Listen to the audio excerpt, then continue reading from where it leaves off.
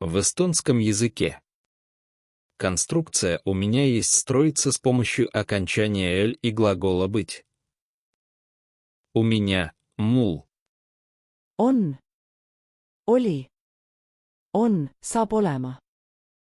У тебя – sul. On. Oli. On saab olema. У него – нее, tal. On. Oli.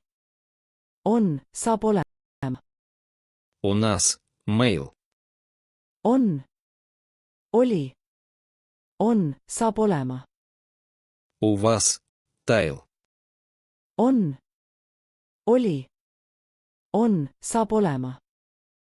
У них – nil, nil. On.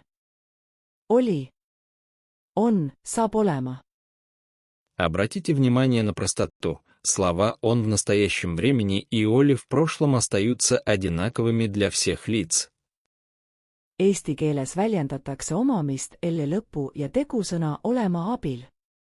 Pöörake tähelepanu lihtsusele, sõnad on olevikus ja oli minevikus jäävad kõigis pööretes samaks.